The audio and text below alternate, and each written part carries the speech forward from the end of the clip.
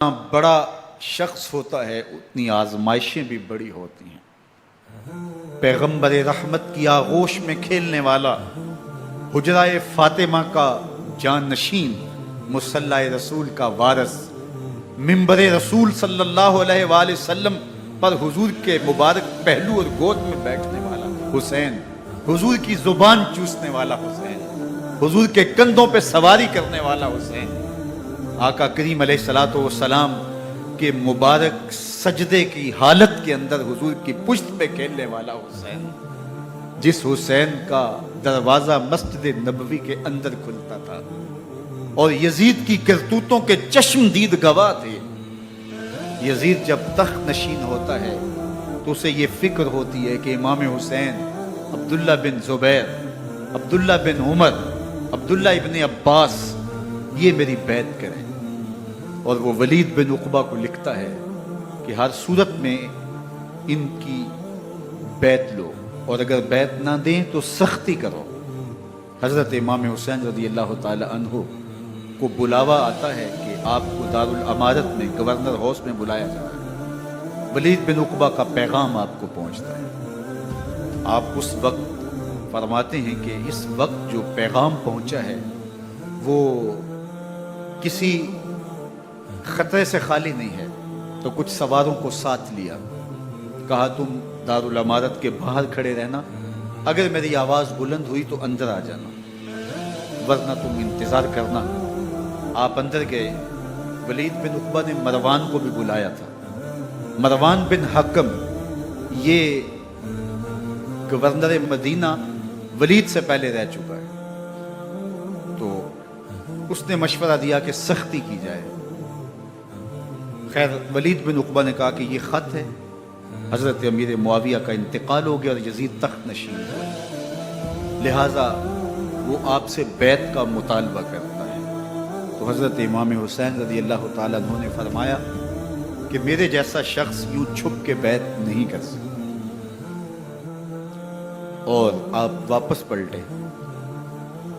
مروان بن حکم نے ولید بن عقبہ کو کہا کہ یہ موقع ہے، جانے نہ دیا جائے، اگر یہ نکل گئے تو دوبارہ تم قابو نہیں پا سکو گے اور انہیں یہیں قتل کر دیا جائے۔ حضرت امام حسین رضی اللہ تعالیٰ عنہ نے یہ بات سن لی۔ کہتے ہیں حضرت امام حسین انہی قدموں کے بل واپس پلٹے اور مروان بن حکم سے مخاطب ہو کے کہا، مروان کیا بول رہا ہے؟ وہ خاموش ہو گیا۔ فرمایا تو جانتا نہیں ہم کون ہیں؟ آنا حسین ابن علی ابن ابی طالب، میں حسین ہوں، میں علی کا بیٹا ہوں۔ ہمارے گھر میں قرآن اترتا رہا ہے، وحی کا نزول ہوتا رہا ہے، اور یزید فاسق ہے، فاجر ہے، مسلمانوں کا قاتل ہے اور شرابی ہے۔ میں ڈنکے کی چوٹ پہ یزید کی بیعت سے انکار کرتا ہوں۔ بس حیدری کچھار سے محمدی شیر نکل آیا ہے۔ اب اوسان خطا ہو گئے، راستہ چھوڑ دیا، واپس آئے، سیدہ زینب سے ملے، کہا مدینے کو چھوڑنا پڑے گا۔ کہا بھیا کیا ہوا؟ کہا یزید بیعت لینے پہ مصر ہے اور میں کسی صورت بھی بیعت نہیں کروں گا۔ رسول اللہ کا مدینہ ہمارے خون سے لالہ زار بنے گا، میں نہیں چاہتا کہ حضور کے شہر نور کی حرمت پامال ہو۔ دوستو وہ کیسا منظر ہوگا جب حسین ابن علی نے آخری حاضری حضور کے روضے پہ دی ہو۔ حاجی یا معتمر 10 دن کے لیے، 8 دن کے لیے، 20 دن کے لیے مدینہ المنورہ عارضی سکونت اختیار کرتا ہے، اور حضور کے روضہ انور سے، اس شہر نور سے، ان گلیوں سے، ان بام و در سے ایسا مانوس ہو جاتا ہے کہ جب واپس پلٹ رہا ہوتا ہے ان دعاؤں کے ساتھ کہ دوبارہ آنا بھی نصیب ہو، اور اسے لگتا ہے کہ میں دوبارہ بھی بلایا جاؤں گا، لیکن اس کے باوجود شہر حبیب چھوڑنا قیامت سے کم نہیں ہوتا۔ اعظم چشتی مرحوم آخری بار جب حضور کے روضہ انور پہ گئے تو بیمار تھے، ویل چیئر پہ تھے۔ باب بقی سے باہر نکلے تو خادم سے کہا کہ میری ویل چیئر پیچھے سے کھینچو تاکہ میرا رخ روضہ انور کی طرف رہے. اور وہ پیچھے سے کھینچتا چلا جا رہا ہے، اور جب باب مکہ سے پیچھے جنت البقیع کے قریب سے گنبد خضرا نگاہوں سے اوجل ہونے لگا تو اعظم چشتی مرحوم نے کہا، جان بدن سے نکلتی ہے اعظم، جان بدن سے نکلتی ہے اعظم، کوئی آسان ہے مدینے سے جدا ہونا، کوئی آسان ہے مدینے سے جدا ہونا. یہ اس شخص کی کہانی ہے جو 10 دن 5 دن مہینہ 2 ماہ وہاں رہتا ہے اور پھر اس شہر کو چھوڑ کے آنا اس کے لیے آسان نہیں ہوتا. اور مجھے بتاؤ کہ حسین جو پیدا مدینے میں ہوا، جس کے گھر کا دروازہ مسجد نبوی کے اندر کھلتا تھا، جو مسجد نبوی کے اندر پرورش پا کے جوان ہوتا ہے اور مدینے کی گلیوں میں کھیلتا رہا، اس حسین ابن علی کے لیے مدینہ چھوڑنا، اور پھر وہ اس بات کا علم اور شعور رکھتے تھے کہ یہ آخری بار حضور کے در پہ حاضری ہے، دوبارہ اس شہر نور میں نہیں آ سکوں گا، تو کیا قیامت ہوگی اور کیا منظر ہوگا. محمد بن حنفیہ کے علاوہ خاندان نبوت کے جتنے لوگ تھے ان سب نے شہر مدینہ کو الوداع کہا، اور رات کے موقع میں مدینہ المنورہ کو، مسجد نبوی کو چھوڑ کر کے مکہ کی جانب عازم سفر ہوئے. 3 شعبان المعظم کو مکہ المکرمہ پہنچتے ہیں. ادھر کوفیوں کے خطوط آنے شروع ہو جاتے ہیں. حضرت امام حسین رضی اللہ تعالیٰ عنہ مسلم بن عقیل رضی اللہ تعالیٰ عنہ کو صورتحال معلوم کرنے کے لیے بھیج دیتے ہیں.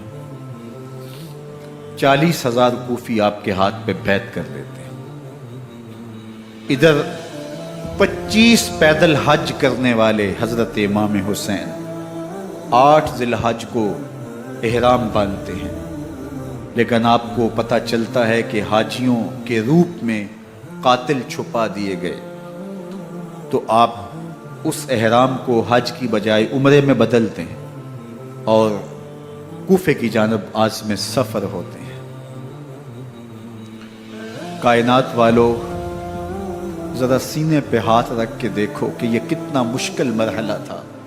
اس دین کی آبرو کو بچانے کے لیے حضرت امام حسین رضی اللہ تعالیٰ عنہ نے کتنا بڑا قدم اٹھایا. آپ کے بہی خواہ، دوست، احباب عبداللہ بن عمر یہ سارے روکتے ہیں. عبداللہ بن عباس کہتے ہیں حضرت نہ جائیے. الکوفی لا یوفی، کوفی کبھی وفا نہیں کرتے. آپ کے والد کو وہاں شہید کیا گیا، لیکن آپ ایک فرض کو نبھانے جا رہے ہیں. میرے غم گسارو، میرے مہربانوں، نہ روکو مجھ کو جانے دو، مجھے نانے کے دی کی ڈوبتی کشتی بچانے دو. میں جاتا ہوں کہ دنیا پر وفا کا نام رہ جائے، میں رہوں نہ رہوں پر عظمت اسلام رہ جائے. میں نہیں جاتا تو نبی کے گھر کی آن جاتی ہے، میں نہیں جاتا تو نبی کے گھر کی آن جاتی ہے. تمہارا دین جاتا ہے، میری غیرت ایمان جاتی ہے. حضرت امام حسین یہاں سے چلتے ہیں، ابھی راستے میں ہی پہنچتے ہیں کہ یہ خبر آتی ہے کہ کوفے والوں نے بے وفائی کر دی. حضرت مسلم بن عقیل رضی اللہ تعالیٰ عنہ کو شہید کر دیا گیا. نعمان بن بشیر معزول کر دیے گئے. ابن مرجانہ ابن زیاد وہاں متعین کر دیا گیا، جو سخت گیر شخص تھا، اور اس نے لوگوں کو ڈرایا، دھمکایا، اور کوفے کے لوگوں کے دل بدل گئے اور وہ بیتیں توڑنے لگے. وہ منظر مسجد کوفہ کا کتنا دل گداز تھا. جب امام نماز کے لیے کھڑے ہوئے تو 40,000 لوگ آپ کے پیچھے تھا. جب سلام پھیرا اور امام نے دیکھا کہ پیچھے لوگ نہیں ہیں، پھر لوگوں نے اپنے دروازے بھی بند کر دیے. رات کی تنہائیاں ہیں اور حضرت مسلم بن عقیل کو کوئی پناہ دینے والا نہیں. لوگوں نے دروازے بند کر لیے کہ کہیں ہمارے گھر میں نہ آ جائیں اور ہم مشقت اور حکومتی تشدد کا شکار نہ ہوں.